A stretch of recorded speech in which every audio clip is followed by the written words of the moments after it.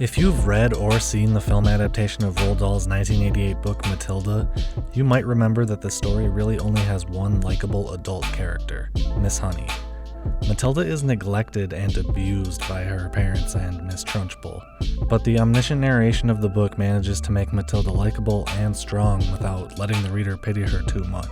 So how does the 1996 adaptation, directed by Danny Devito, manage the story's content into a comedic children's tale without the luxury of the book's extended narration? Let's start with Devito. By casting himself as Matilda's crooked used car salesman of a father, along with his real-life wife Rhea Pearlman as Matilda's vain and shallow mother, both characters are immediately injected with the comedic roots of their respective actors' careers. This type of casting ensures that audiences will understand the film as a comedy based on nothing but who's in it, making use of a concept the film industry often uses for casting known as intertextuality of actors. Essentially, because audiences will recognize the two Emmy Award-winning comedy actors, DeVito from Taxi and Pearlman from Cheers, they will also be easier to convince, so to speak, that the film is a comedy despite some of its darker content. But their previous work in comedy doesn't belay the fact that their characters treat Matilda just as bad or even worse in the film versus the book, even from its opening scene. Matilda's parents scramble out of the hospital complaining about the bill for Matilda's birth before throwing her in the trunk of their car unsecured, only to be tossed around and forgotten completely by the time they get home. Not exactly a great start to a life, being forgotten and misunderstood by everyone that is, except the narrator. In Dahl's book, the omniscient narration is absolutely essential to the story's success, and it does so by taking a moral stance and having Matilda's back, noting, Mr. and Mrs. Wormwood looked forward enormously to the time when they could pick their little daughter off and flick her away, preferably into the next county or even further than that. It is bad enough when parents treat ordinary children as though they were scabs and bunions, but it becomes somehow a lot worse when the child in question is extraordinary, and by that I mean sensitive and brilliant. The film also takes this moral stance through its narration, but the narration is done by, again, Danny Devito? Well, this isn't the same DeVito playing Harry Wormwood. When a person is bad, that person has to be taught a lesson. Person? Get up. Get up. Harry Wormwood had unintentionally given his daughter the first practical advice she could use. He meant to say, when a child is bad. Instead, he said, when a person is bad, and thereby introduced a revolutionary idea that children could punish their parents. This is a separate character entirely that just happens to have the same voice as one of the less likable characters in the film.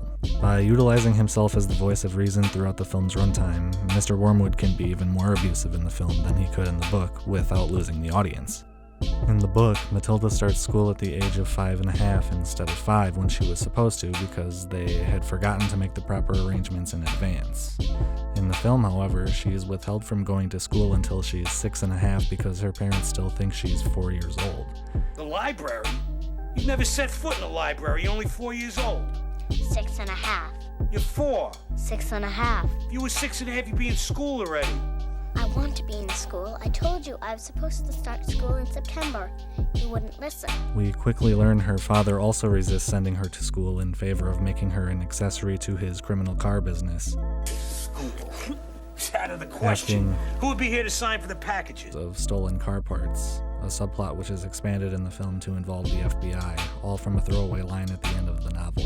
DeVito and Pearlman make their characters such exaggeratingly bad parents that they become funny, and their increased wrath is eased further by DeVito's cool narration. So finally, Matilda gets the okay to go to school after Harry meets the indomitable Miss Trunchbull and hears of her old-school punishment tactics at Crunchum Hall, a place where Matilda can be straightened out. In the novel, we get extremely colorful descriptions and illustrations of Miss Trunchbull from the narrator, with lines such as, "Looking at her, you got the feeling that this was someone who could bend iron bars and tear telephone directories in half. Her face, I'm afraid, was neither a thing of beauty nor a joy forever. She had an obstinate chin, a cruel mouth, and small, arrogant eyes." While the film isn't given the luxury of extended exposition introducing the character, we get a summed up version from Hortensia while director DeVito takes Spielberg's approach from both Jaws and Jurassic Park. Withhold showing the monster as long as possible in order to ramp up the tension. 60 lines after school. I must obey Miss Trunchbull. No. Out of my way. Here she comes. Finally, Trunchbull's face is revealed in an extreme close-up before she belittles a little girl and whips her out of the schoolyard by her pigtails like a throwing hammer. But wait, who is Pam Ferris, the actress that plays Trunchbull? She's not a household name in the US like DeVito or Pearlman, and actually only had one film credit to her name at all prior to Matilda and Mike Leigh's Meantime. What does she bring to the role? Well, everything. Would little Brucey come up here, please? In the same way that Matilda's parents are portrayed exaggeratingly bad at their parental duties, the Trunchbull is played so ferociously by Ferris as an over-the-top, rude, aggressive tyrant that it's actually impossible to take her seriously. One storyline that is heavily extended in the film is Trunchbull's relationship to Miss Honey. Dahl's book insists on withholding the fact that Miss Honey is Trunchbull's niece until very late into the story, making the reveal an end-of-chapter cliffhanger which leads into the next with Matilda jumping about a foot in the air. You mean she is your aunt? She brought you up? But the film lets Matilda come to this conclusion herself, and it happens much sooner and without all of the shock like in the book. This allows the film more time to make Miss Honey a sympathetic character while it sets up a scene for Trunchbull to show us how dangerous she really is. In an attempt to get closer to Miss Honey, Matilda sneaks into her old house to look for the doll she lost when she escaped Trunchbull's custody. This is one of the few scenes in the film with Trunchbull that wasn't lifted directly from the book, and it ends up being probably the most exciting scene in the entire film, and shows how dominant of a figure Trunchbull really is, while Pam Ferris absolutely crushes her performance.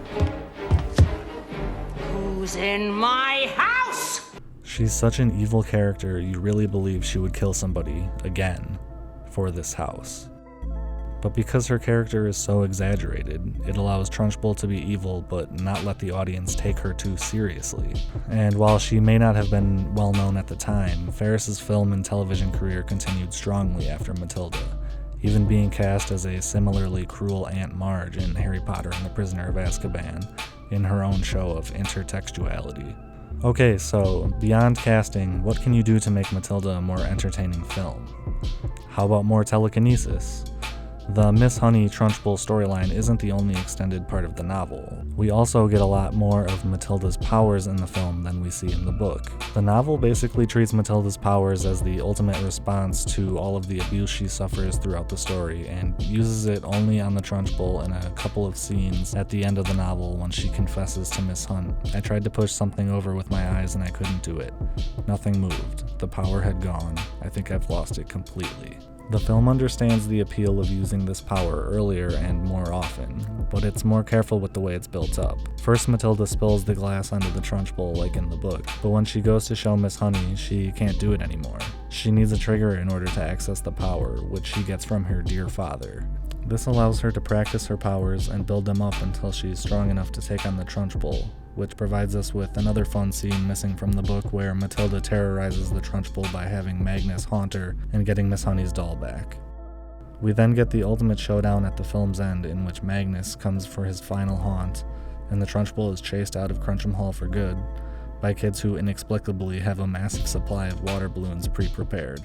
Matilda gets her happy ending and she doesn't lose her powers, but only uses them for things that are really convenient, like getting something you forgot after you've already gotten in bed and don't want to get back up.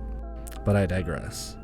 So to finish off, when you look at the film industry's use of intertextual casting, along with the expansion of Matilda's powers into a more fleshed out storyline, DeVito's adaptation of Matilda stands today as a classic children's comedy film, in the same way the original book stands as a classic in its medium and genre.